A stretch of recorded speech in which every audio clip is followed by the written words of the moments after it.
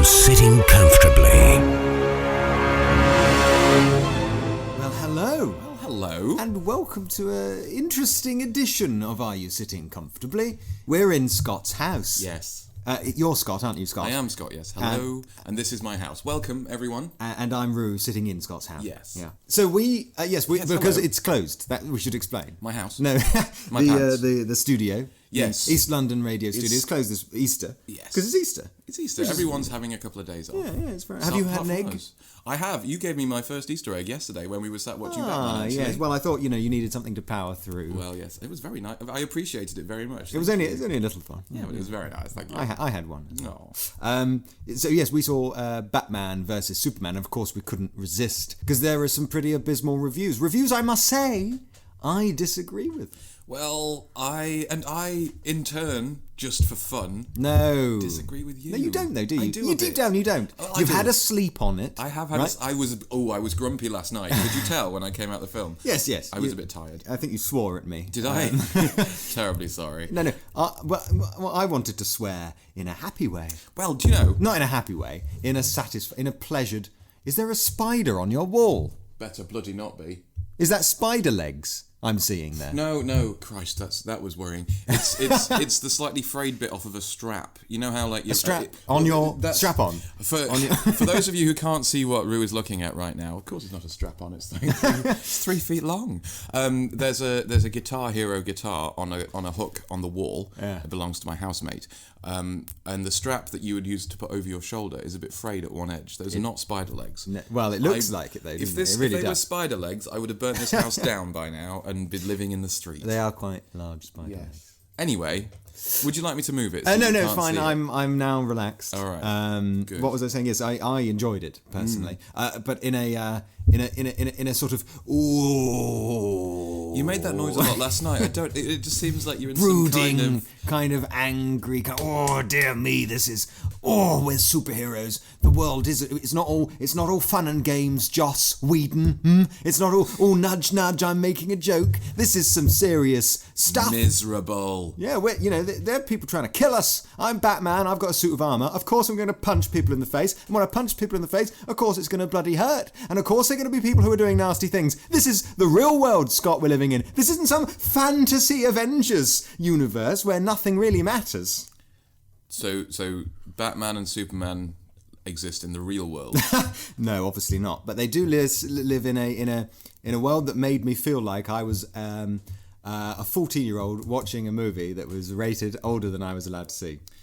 So you felt like you shouldn't be in there? I felt hip, cool, and funky, and naughty, and I felt like I was being treated. You had a leather jacket on. I did, yeah. Quite like. I felt like a rebel. You would look quite good in it. Oh, thank you very much. I didn't wear it all the way through. That would have been sweaty. Yes, no.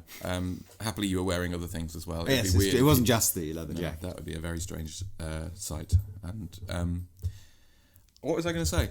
Something about this was the thing. I know. I can agree with your observation that the Marvel movies tend to be lighter in tone. Yes. No, that's fine. I'm not saying that's a bad thing. But there's room for both. Yes, and perhaps there is. But for me, I would disagree with the level of tone. The level of the darkness of the tone in this film. The level of the darkness of the tone. It was too brooding and too and there was one joke, I think, in the whole film, which was ruined in the trailer.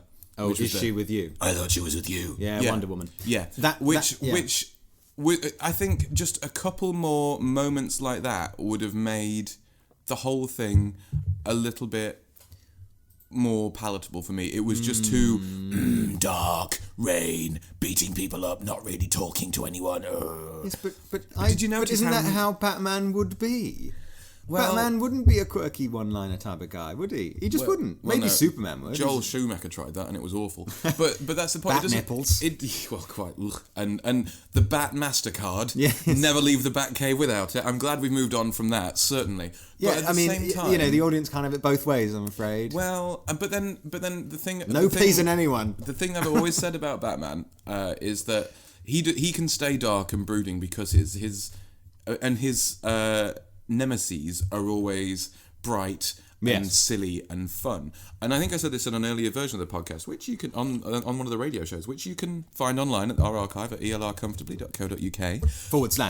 / if you really want to. If you want to go straight away. if you don't want to see the big picture of our face on the front page. We're also on the twat machine, aren't we? Do you mean Twitter? Yes, I do. Right. At ELR Comfortably, and we're on Facebook as well with the same name. Facebook.com/ELR Comfortably. Indeed. And SoundCloud too. Yes, we're on a lot of things, really. And YouTube. I should really get round to updating the YouTube. It's been a while. Anyway, what was I saying? Yes, the Batman especially, and Superman as well, can afford to be a little bit dull and mopey because there's so much because they're a nice counterpoint to the kind of not zany but definitely manic evilness of their opponents. But when it's miserable, dour, grumpy man versus miserable, dour, grumpy man. No, excuse me, no.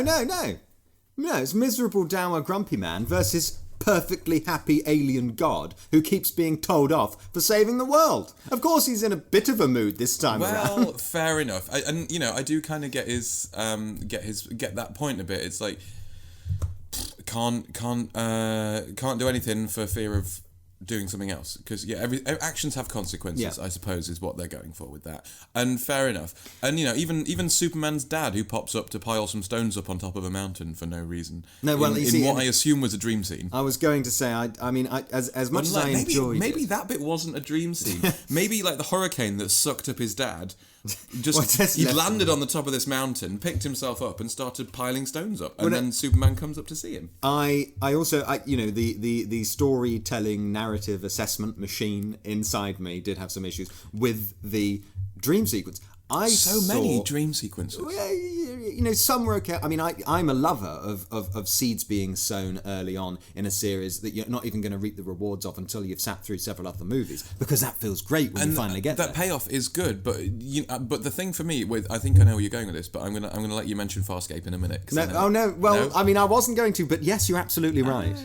But I was gonna say, I think for me, this movie did that too much. For a while, large parts of it felt like the beginning of a TV series in film form, didn't it? Pretty much, they were trying to cram too much in to make sure that you in the pilot. It felt like the pilot for a TV series where you put as much in as you can to make sure that people want to watch what's going to happen, what's going to play out more slowly. And I do. Well, I'm going to watch them because it's our job. But a film especially needs to stand up by itself, and this one for me was a bit wobbly.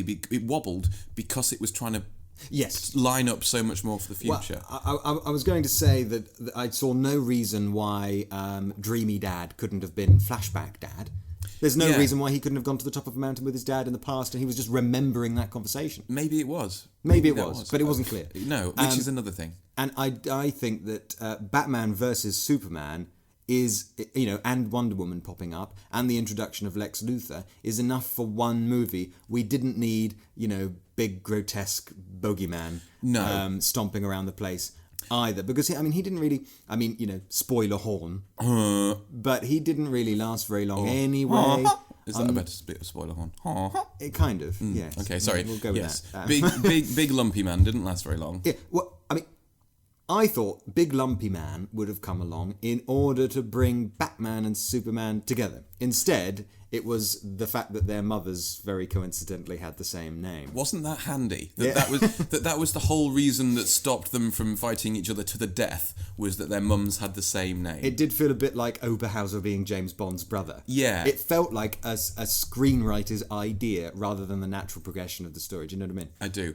And I think one of the and I've been thinking about this. But hang on, did they have the same names in the comics? Because I could be just overlooking that. I believe so, yeah. Well, she's always been Martha Wayne. That's all right, then. Yeah, so that, but it seems like someone kind of flicked through the comic, read the comics as kind of background things, but hey guys, that's weird. They've both got the same mum's first name. That's okay then. I thought they just made that one up for the movie. No, Martha Wayne definitely, and I imagine it must have been Martha Superman. If that's something that's been canon all along, then I've got no problem with it. But I don't think it was ever meant to be. I don't think it was ever like a thing. Really? Maybe, I don't know. Anyway, one of the things that's not by accident, is it? I was wondering about something I was thinking about since we've had a sleep, so we've had like 12 hours, 13 hours to kind of mull this stuff over. Yeah, because I got home about midnight last night. Anyway, you know how the whole reason that Batman is versing Superman is because Lex Luthor has set them up to fight. No, Batman doesn't like Superman because he as I thought when I was watching Man of Steel, I thought, well, hang on, Superman, you can't be saving the world if you're throwing people through buildings. That's killing people, surely. Which is why I liked the fact that we saw Ben Affleck running about like a madman on the ground watching that fight, because it felt like we were seeing the consequences. And that was nice, and I think that's probably a response to all the. I was going to say, ZacK Snyder definitely thought perhaps we should deal with this. All right, so the motivations is what I'm thinking about. So Batman doesn't like Superman because he killed a lot of people throwing Zod through buildings in Man of Steel. Yes, but in his building specifically. His building specifically. So, but in the process, saved the world. So that's a little bit iffy to start with. Some people died, but not everyone. That's better than everyone dying, surely. Anyway, so that's Batman's motivation.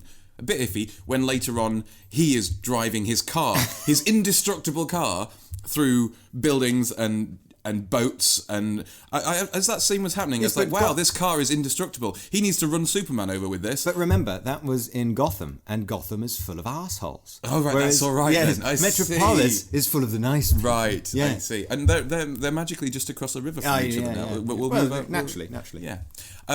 So that's Batman's motivation. But how come? There was, I don't know, fussing, but no mention of Batman and Man of Steel or anything like that. No. I mean, you'd think. Anyway, they didn't know they were doing this then, No, I guess. I suppose. So that's allowed. Yeah, so Superman's motivation was that he had to get his mum back because Lex Luthor had nicked his mum. But then what's Lex Luthor's motivation? Yeah, he just seemed like Lex Luthor just seemed like he I don't know, like he was some kind of twitchy robot that kept changing settings, and like something internally was going a bit wrong. Did you ever watch an episode of kind of like Next Generation when Data goes a bit evil? Yes, do you know what I mean? It's kind of like the thing is, I think that Lex Luthor wants Batman dead because he nicked the big green crystal thing, the kryptonite. Do you remember? Because yeah. But then, why does Lex Luthor create the monstery thing to kill Superman? Because he doesn't like Superman. But why doesn't he like Superman? Why doesn't he just use the big monstery thing to kill both of them? Oh, if he's nicked the big crystally thing, why doesn't he just hit him round the face with the big crystally thing? Yes, all right. Yes, all right. I'm not looking at you. I'm just asking a question. How come Ultron was defeated so easily in Avengers 2? When you go into I think that one was because they turned what was going to be his. They turned his creation against him, essentially, didn't they? I don't know. Nonsense. Yeah. But this is, it's not like we're going in to see Anomalisa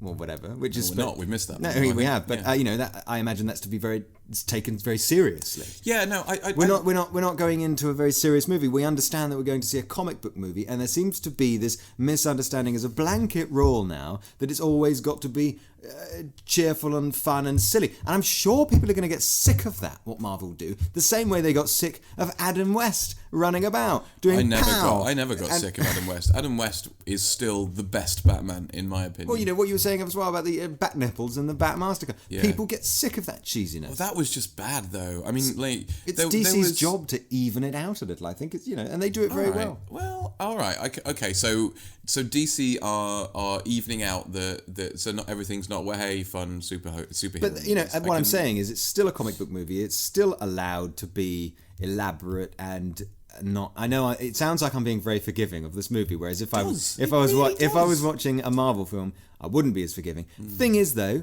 I wasn't. I didn't like Captain America, the first one. I didn't like the initial Thor, and Iron Man really didn't do anything for me either. I know I'm a loner in that regard, but this is just getting off the ground, the same as they were. And remember Iron Man 2, for crying out loud. Oh, yeah, well, exactly. I know. So give them a fighting chance. All right.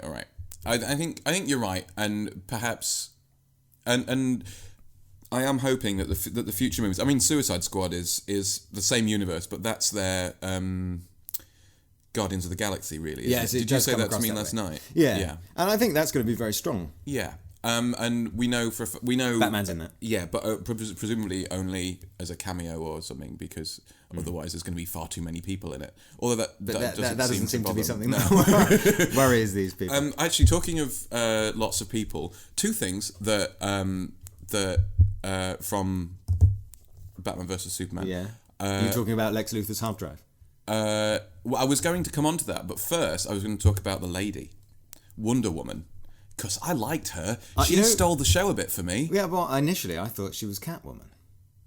Ooh, that would because she was stealing things and stuff. Yeah, and that's a lot more of a Catwoman thing than a Wonder Woman thing, isn't it? Yeah. But at the same time, I really liked her. I mean, she kept popping up at... I don't think they needed all of the... What, now you've said it, remind me very much of the way in The Dark Knight Rises and in The Dark Knight Rises, certainly, Batman and Catwoman bumping into each other at charitable events. It happened in Tim Burton's Batman Returns as well, where they meet each other out of costume and have their banter, and then they go and do their thing. I think that it was very Catwoman-y, and a lot of it didn't really... It seemed odd that, there were these scenes where she got to wear beautiful dresses and he got to wear a tux just so they could have 20 seconds of taut conversation with each other and then move on to the next scene. Well, that was a problem I had with it as well, to be honest. In a sense, I know it may sound strange, almost abhorrent to your ears, but I wouldn't have minded it being 2 hours longer, say. If only so... My bum was numb, my legs would have dropped off. If only so that, like, for instance, there was one scene where Superman was talking to his mum under a starlit sky, and she was saying, either be everything the humans need or be nothing. You don't owe these people anything. Now, that whole scene was in the trailer because it was edited down to the kind of length of scene a trailer... you know what I mean. It could have afforded to be, a nice long... conversation in which we come to feel more for Superman, more for his mum, and therefore led to more of a feeling of peril when Martha was kidnapped by Lex Luthor for whatever bloody reason. I know. I think actually you might, and I don't say this often, but I think you're right. I actually think. Excuse me. I know, right? Bless you. No, your opinions are and your ideas are often very insightful, including this one, where I'm thinking... As are yours. Well, I think that's why we're here. Oh, it's good, isn't it? Enough of that now. Enough circle jerking. Let's get back to what we're talking about. I think what they had here was two different movies that they've tried to smush together. One of them... Two movies here. Are you sure not 5 or 6? Yeah. The general plot, I think, was 2 movies. The first 2/3, the first 2 acts, were pretty much discussions about and reactions to the smashy death of Man of Steel.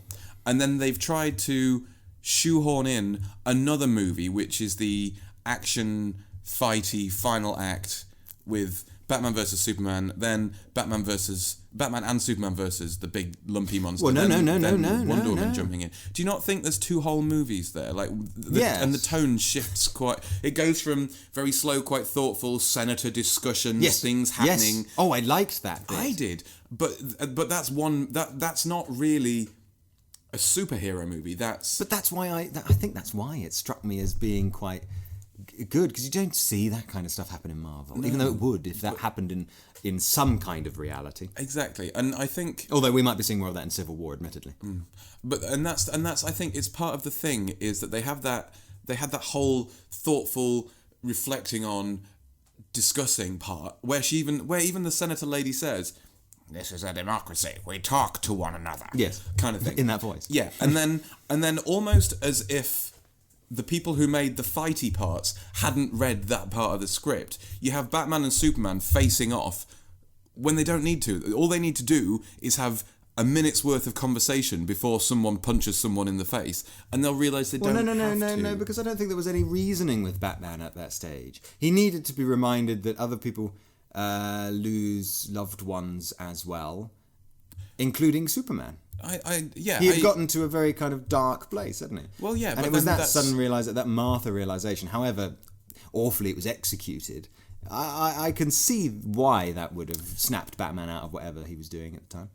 Maybe I just think for me, I would have maybe that was what they were going for. But I think perhaps had had Superman at least tried to talk to him rather than He did just, though, and then he got blasted by some screechy alarms, didn't he? Yeah, but then that was it. Then they fought for 5 minutes, and then I would have preferred it if he'd carried on trying to talk and only had punched Batman occasionally when he had to, rather than it becoming a pretty much a willy waving competition. I wouldn't have minded that. Did you? Okay, so before I forget, I'm going to say that I thought the fight scenes were bloody amazing, choreographed very well, especially when Batman was on his way to save Martha. That was an amazing scene, although you complained that Batman has some sort of super strength that you don't think he should have. Yeah, he was throwing very large boxes at people without any apparent effort, which annoyed me a little bit. He's but he is Superman. big old Ben Affleck. He is big old Ben Affleck, and he was wearing his Superman armor, so maybe it's all right. The other thing about and he's got his stringy thing. What are you doing? Oh, his stringy thing, his grappling hook shot thing. Yeah, that must help. I'm sure. But then he does use a gun in that scene, and Batman's always been no guns, no killing. Like literally Superman throughout. would never have thrown Zod through a populated. Yes, and building. it just seems odd that Batman's thing throughout history, all of the Batmans pretty much have been very much against gun crime because that's how his parents died. He's against guns, he's against killing. And I think it's part of his ethos. I think that's rubbish, though. Is fear. Pardon? I think that's rubbish. Why? If your parents were gunned down, isn't there more of a chance that in sort of our world, at least, you're going to turn to violence rather than against it? Well, he turns to violence, but just not gun violence. He turns to, he force feeds people their own kneecaps and things. But that's tomato. Potato, potato. Well, potato.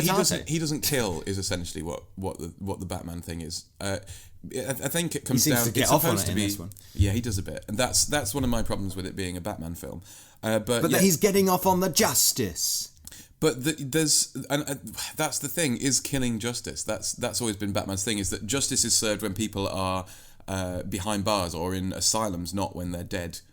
And as well, I think actually part of his thing is fear, I was going to say. And it's very hard for someone to be scared of you if they're dead. People are much more afraid of you while they're still alive. So do you think that? Well, actually, I like the idea that he brands his victims and then they get killed in prison. He's not doing that. No, that's just murdering them. He wouldn't have sent a letter in saying, "Can you please kill everyone?" No, that's that was their decision in prison, wasn't it, to do that? I have issues with that too, but never mind. What was I saying? I don't know. Well, something along the lines. Something of about guns and Batman. That's what we were talking about. Well, I was going to say, before I forgot what I was most recently going to say, that Batman versus Superman, I was confused as to how that was going to happen. Like, how that was going to work. He's a god, for Christ's sake. But I think they pulled it off. They pulled it out of the bag. It was rather than it just being, Batman's really strong and he's got a big suit of armor. Yeah. They actually, they use the kryptonite weapons and stuff like that very well. Yes, and that moment that was in the trailer that seemed inexplicable, where Batman catches Superman's fist. Yeah, that worked. That as a a shock moment. Yeah, but I think that the trailer really did. It could have afforded to save some shock moments, because right the way through, I was right. We knew everything that was going to happen. Yeah, but we'll never know the kind of impact the film would have had if it had held on to some of those surprises. Yeah, exactly, and I think that's important because Wonder Woman being in the trailer, fine, she's in the film, and she's an important part of the film. That's fine, and is she an important part of the film? Does she? Yeah, well, she helps kill the big lumpy monster at the end. Like, it's all three of them working together. If it wasn't for Wonder Woman, they'd have been buggered. Yes, with her lasso of truth and her cha-ching wristlets and things. Do you know? Actually, one of the things about Wonder Woman that I wanted to say was she was the only one who went into that fight not grimacing and scowling and gritting her teeth. She was enjoying herself kicking that lumpy monster's ass. Yeah, that was nice. I really liked. I think it was a nice counterpoint to see her going "Rah!" and really getting into it and come on then, you bugger. This is why the Justice League has the potential to be quite a lot of fun. Yeah, I hope so. But then you see, if it's going to be fun, are we going too close to Marvel's? Hey, let's all be sassy. No. Did you see that video? No. Of it was a trailer for like a DC online battle thing. It had the Justice League in fighting everybody. Okay. Injustice, Gods Among Us, the computer game. Something like that. Yeah. And now that was not Marvel cheery, but it was comic book. It was silly, but it was also it wasn't thunder and lightning and rain and everything like this was, but it was aggressive. Superman lasering people in the face, that kind of thing. Yeah, but it was still fun. I don't know how they pulled it off. You have to go and check it out. It's really very good. And if only the Justice League movie could be more like that. The Lex Luthor Superman in that clip, lasering people in the face. All right. I mean, the Lex Luthor in that clip is better than the Lex Luthor we saw in this as well. Yeah. Just a bit more sort of sensible, believable as a man, the head of a corporation. Yeah, I didn't get Lex Luthor in this at all. And the other thing, and this is right at the end of the movie, as they're setting up for the future ones. Well, no, they were doing that right the way through. They were like Lex Luthor's hard drive, we were going to say. Yeah, let's do that first. Lex Luthor's hard drive. He's designed logos for all of the Justice League in his spare time, which was nice of him. But wouldn't you? Well, no. If you had discovered all these alien people... You'd give them all a really awesome little emblem and logo each. No, you'd want to put them in folders and not get them confused with each other. They were very pretty folders, weren't they? Yeah. But there was Wonder Woman. There was Jason Momoa as Aquaman, my future ex-husband. Your future ex-husband. Yeah, I don't see it lasting that long, but we'll have a lovely time. I'd see it lasting a very long time. We're talking about Jason Momoa here, not Aquaman.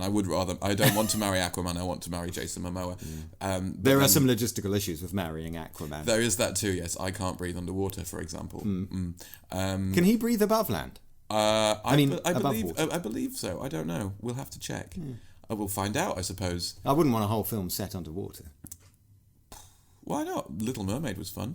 Yeah, but it's different, isn't it? Yeah. You haven't got ZacK Snyder's all the time. That was a little bit odd. I also think, as much as I love Jason Momoa with long hair, I think anyone who's underwater for a long amount of time would shave their head because it would just get in the way all the time. Oh, that's a point, actually. I liked the way one of the bad guys pulled on Batman's cape and then stabbed him. I did hear Edna Mode going, "No capes!" at that point. And it made me giggle a little bit. It's realistic. Yeah. But you'd still wear the cape because it's cool. Yeah. It's like... he looked very good in his long coat as well. Ben Affleck as Batman, come on. All that outpour of rage when he was announced. No foundations for that whatsoever. He did it very well, I thought. He did do it very well. I think, and I said this to you earlier before we got started, that he wore the bat suit very, very well, but because he's all buffed up, when he wears normal clothes, he's huge. He looks like a wardrobe. When I see him, it's a good job he lives in Wayne Manor with its massive doors, because he'd struggle to get through a normal-sized doorway, I think. Talking of Wayne Manor as well. I mean, there's so much to talk about with this, don't you find? Well, it's because there's so much bloody in it, that's why. True. We are jabbering on a bit. How long are we... I don't know. Just keep going. This can be a bumper Easter special, can't it? I didn't like Alfred. Oh, I liked Alfred. Did you? Yes. Okay. He's the kind of... You'd want him as your maths teacher. He was or your lifelong butler. Well, yes. Yeah. He was just a bit... I felt like he was trying to be the sassy comic relief, and it just fell flat. He was sassy. Well, he was like, any future generations of the Wayne family are going to inherit an empty wine cellar. Not that there's likely to be any more. Yeah, but you make it sound like he was going, that there's likely to be any more, Batman. It just felt like it felt a little wrong to me. That's all. He was just a miserable old chap in the basement. That's what it was. Which is where you keep your old people. I liked him a lot. I liked his dress sense as well, and his tortoise-shell glasses. I was wondering because obviously in this incarnation, Wayne Manor is derelict and just a ruin outside the city somewhere, and Batman seems to live in a variety of very nice looking penthouse apartments and things. Where does Alfred live? In the basement of the penthouse apartment. Yeah, why not? All right. So I thought that Batman approached that hideout at too great a speed in his car. Yeah, that was like a cartoon almost. I did think that. I mean, I liked the way it worked. It was a nice execution of a secret entrance. But he didn't need to go at it at that pace. No, he could have just rolled in. That'd be right.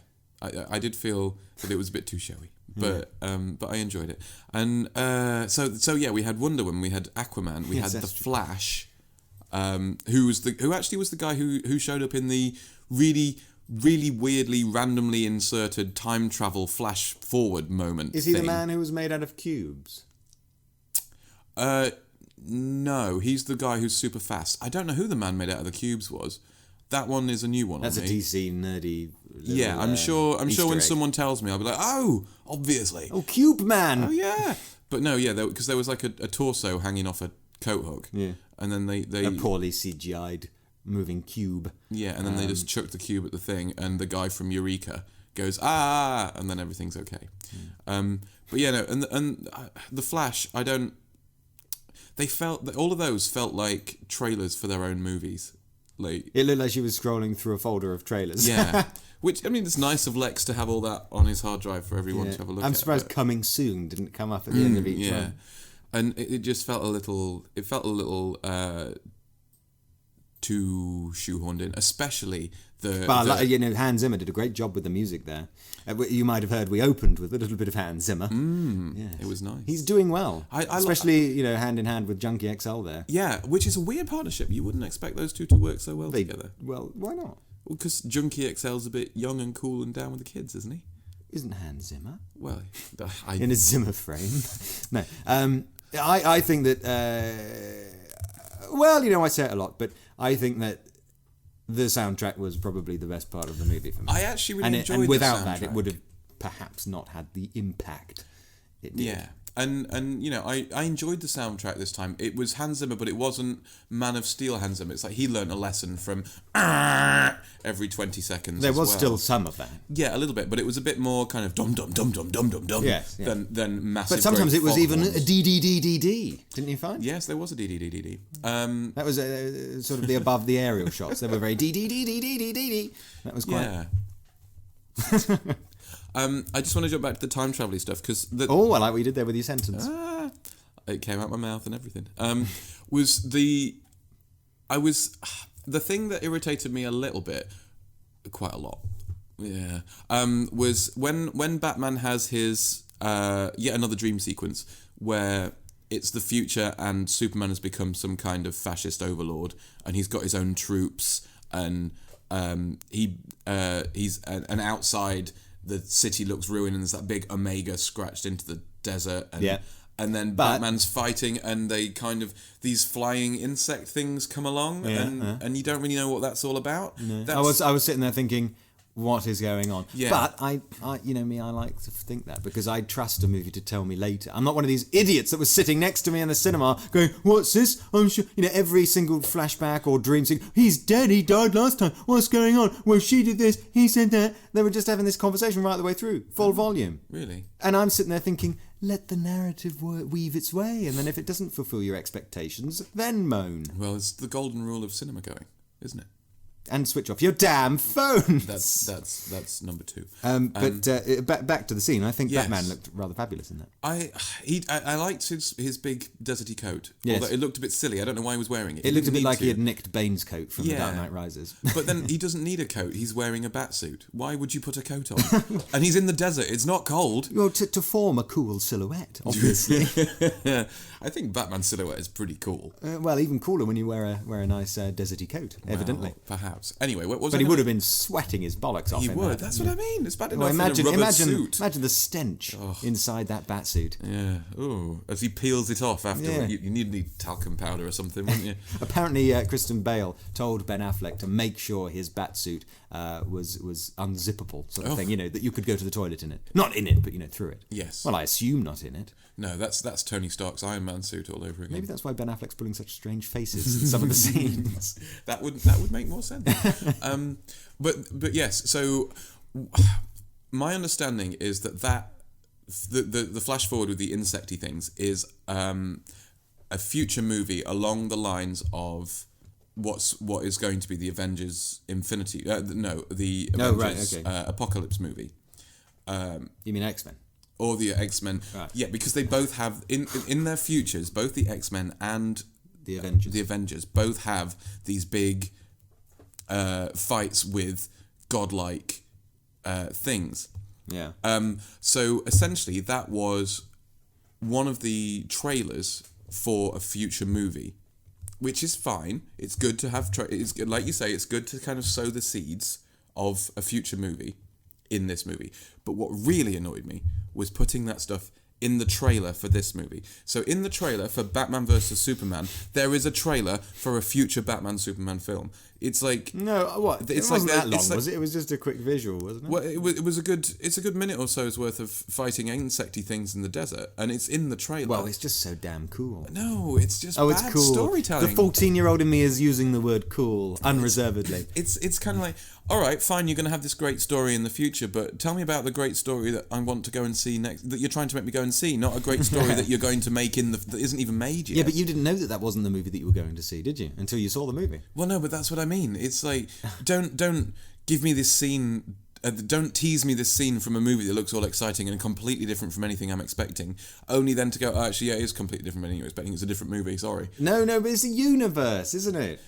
It's the way that they showed Captain America's shield being torn open in the Avengers 2 trailer. That didn't really happen. That was just in Iron Man's head. Yes, but it was in Iron Man's head in that movie. So was this. This was in Batman's head in this movie. But it's also going to be a scene from a future movie. There's Yeah, but no that's what future movie where... I presume that will happen to Captain America. No.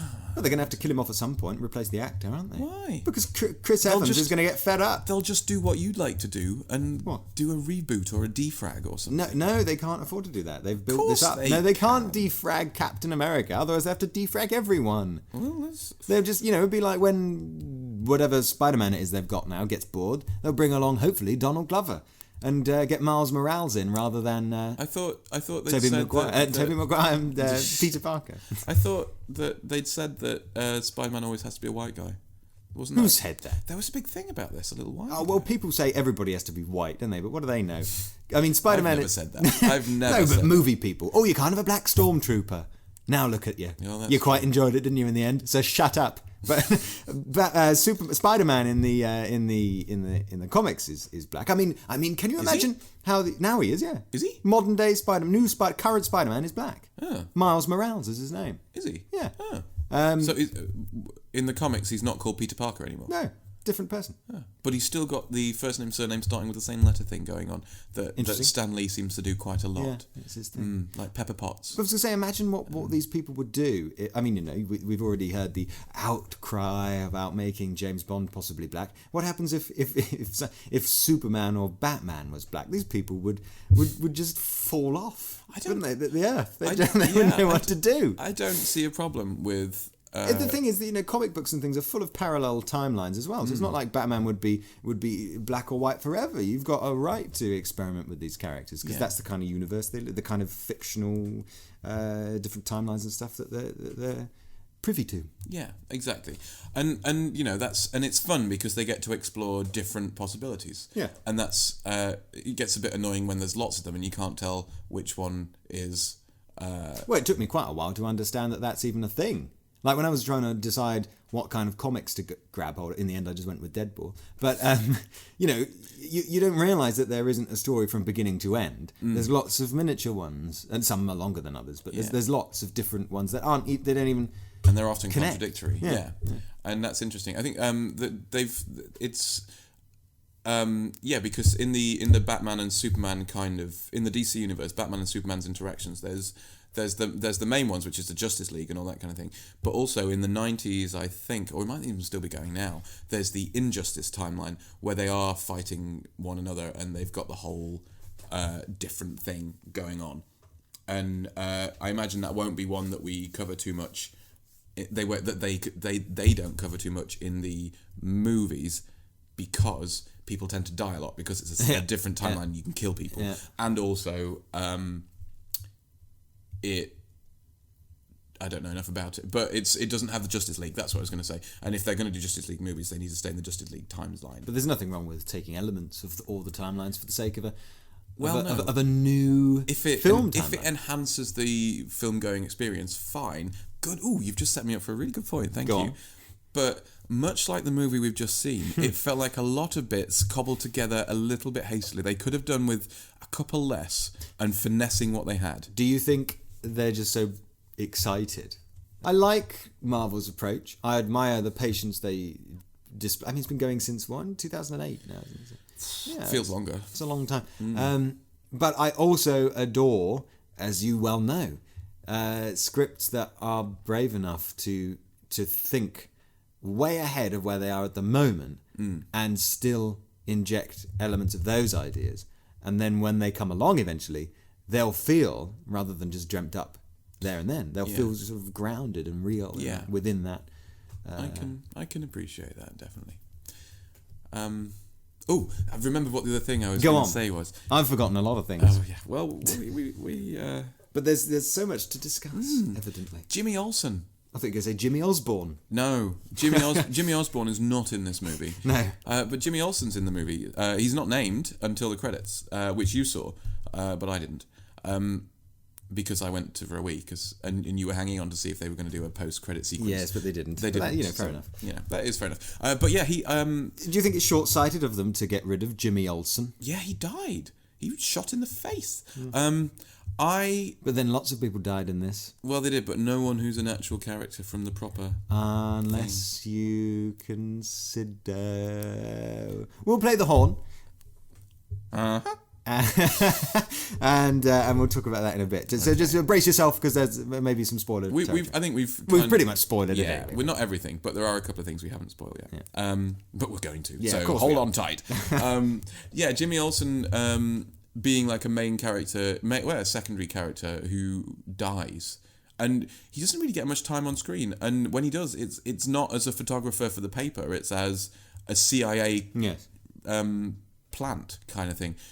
But then I thought he was quite handsome as well, the guy that played him. Yeah. Again, I think maybe I don't know.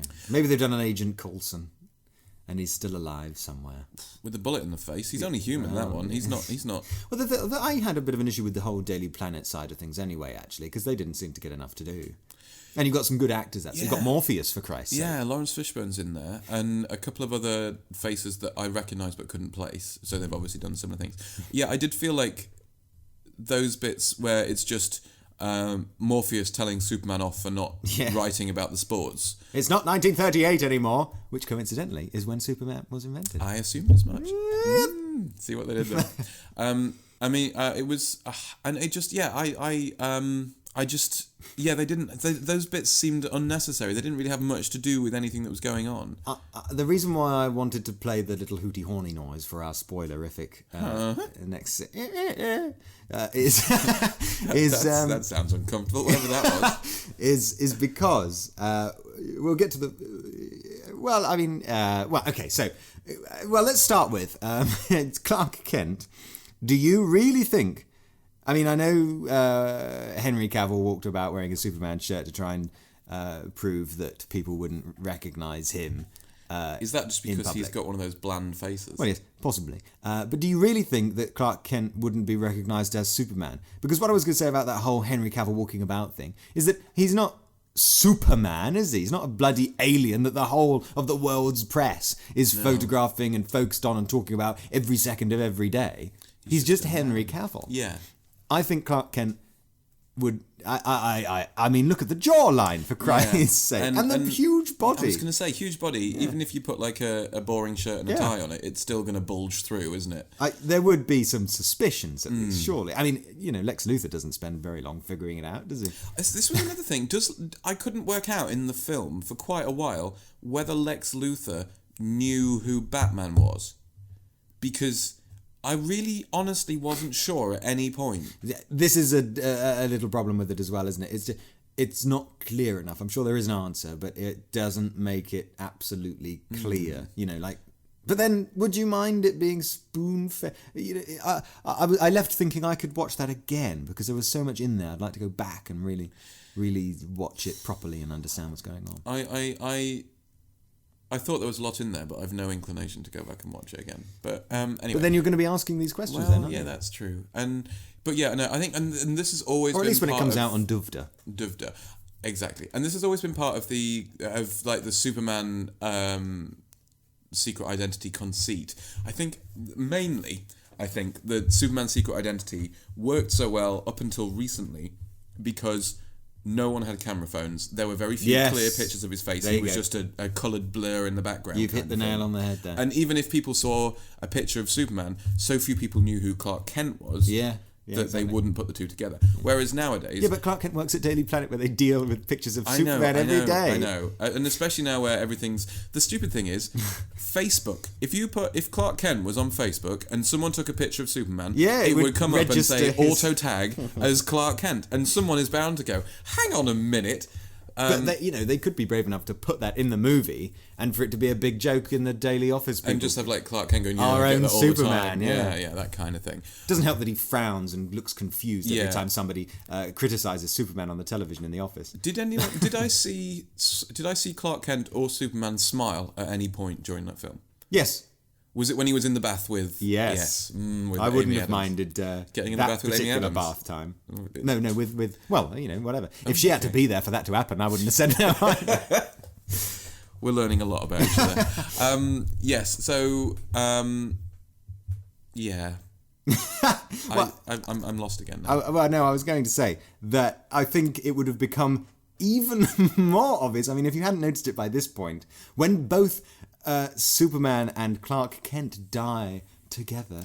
Yeah. Then I think you'd be and their pictures in the same paper. Yeah. I think it would be raised as a potential. It does seem odd that no one's mentioned that. But then it was kind of the same at the end of The Dark Knight Rises, because it was like Batman dead. Yes. Also, coincidentally, in an entirely unrelated episode, Bruce Wayne has died. Oh well. Yeah, and nobody would put the two together. But I thought, I was sitting there in the movie, because there was this whole two funeral thing going on. Yeah. Because Superman died, which we all know he didn't, or wouldn't, or hasn't. But whatever, roll with it. They really tried to force that on us, didn't they?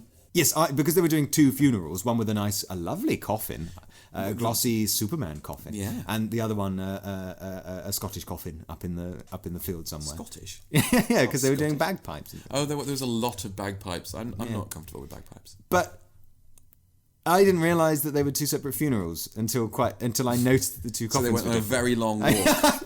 Yeah, exactly. And I thought that obviously they've both died. Now the general public knows.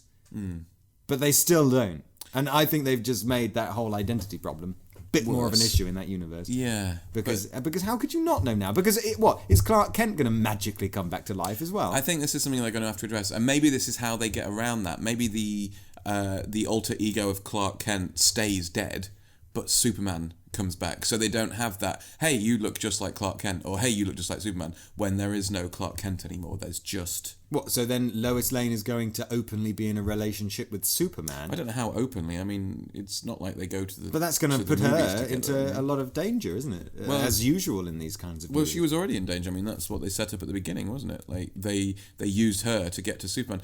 So, wait, hang on a sec. But he was kissing her out in the open in fields and things. Not in fields, like in car parks. Just outside buildings and stuff. Yeah, but like, how did nobody go, oh, it's Superman, he's a bloody god. People would notice. You'd think so. But then this is something that... Well, he's not a god, but no. I don't know how they... I believe he's more of a god than Thor. Do you think? I think so. They really pull that off. Superman's presence is so much more powerful than Thor's.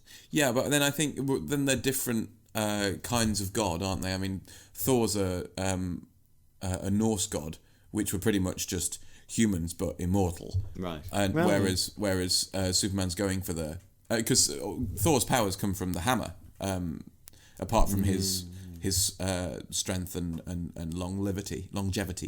So, but then this is you were going wait. I was because the CIA setup bit near the beginning of the film, where they're luring Superman into a trap by capturing Lois Lane. Yeah. But Lois Lane isn't Superman's girlfriend, she's Clark Kent's girlfriend. Yeah. That doesn't make any sense. No, but I think Lex Luthor understood. But then if Lex Luthor understood and ordered that, then surely other people would cotton on as well. And like when that man was buffering the floor.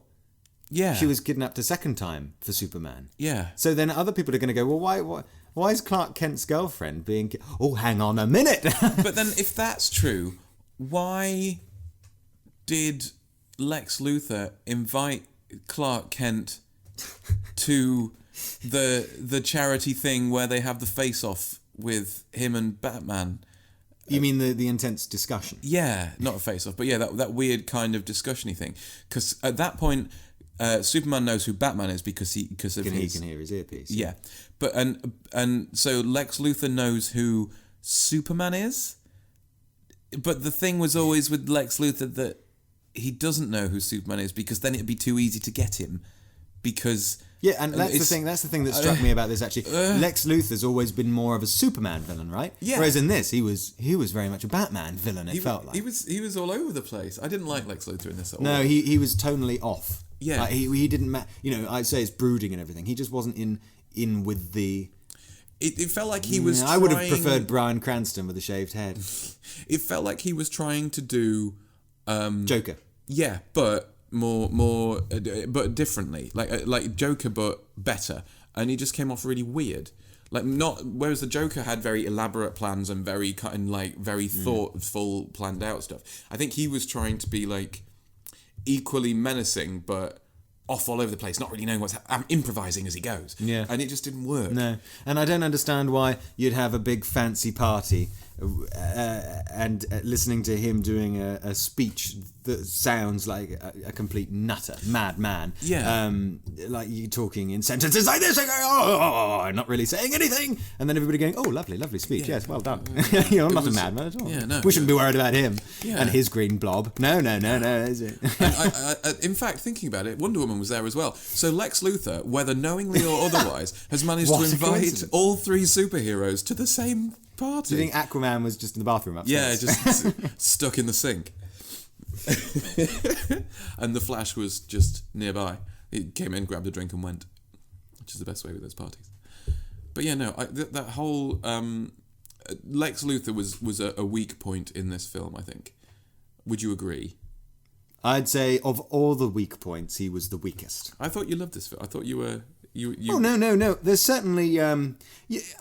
let's try some sort of analogy, some sort of metaphor or some example. So, you see a wonderful basket in a charity shop. It's gorgeous. The design is impeccable. The craftsmanship that's gone into this basket is fabulous. And you're thinking, I'll carry things in this basket. I am very excited to see where you're going with this. And what you do, you're an obsessive marble collector. Right? Okay. Yes, I am. Yeah. That is true. And this basket, you're thinking, God, I'd love to carry my marbles in this basket. People look at my basket, go, wow, this is a wonderful brooding basket. I'd be the talk of the town. Yes. And then, you're carrying the basket along. You've bought the basket for, 200 million pounds. How much did Batman vs Superman? Oh right, I was going to say I'm not going to buy that basket if it's 200. Well, that's a hell of a charity shop. You've spent a god awful amount of money on this basket, and then you've put all your marbles in. Right, you're carrying your marbles around, happily skipping through the town, showing off my basket full of marbles. And you notice one of your marbles has escaped and gone down the drain. Oh no! And you're thinking, oh no, the design of this basket, although visually fantastic, there are some holes. And I'm losing my marbles. You've pulled that back really well. Very so well I best quickly before Wonder Woman patch up my basket. It's getting a little confused now. Yeah, but you were doing so well. Yeah, I think let's leave it there. I get what you're doing, and I didn't lose all my marbles. No, just a few. Yes, and they weren't the most crucial marbles. I mean, after all, the nicest marbles are slightly bigger. They are. Yeah. They were the big ones. Yeah. And also, perhaps then, would you say that your basket would have fared better were there slightly fewer marbles in it? Oh no, because then I would have risked losing all my marbles. It's some of the larger marbles that were keeping the other smaller marbles together. But we did lose a few, such as Lex Luthor and Cube Man. And, all of that just little stupid stuff like that. I mean, you could argue that Lex Luthor is a big marble. But that's not the word I'd use to describe him.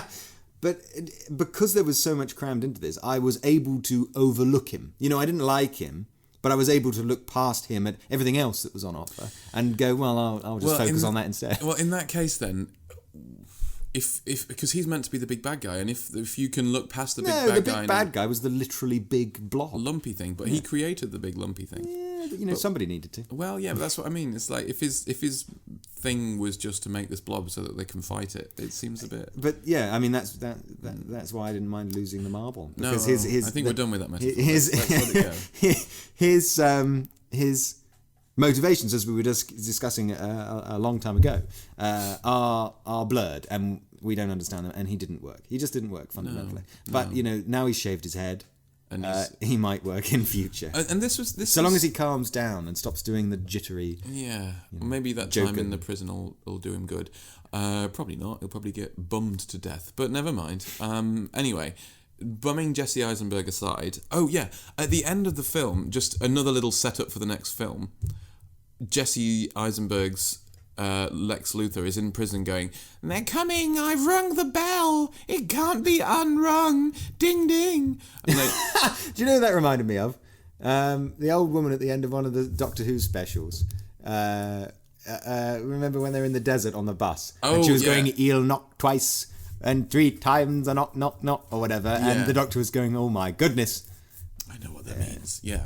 And this felt like that. Yeah. It's like, come on, we've had enough. Yeah. We don't need that as well. Well, my main thought on that was, why has Lex Luthor done this?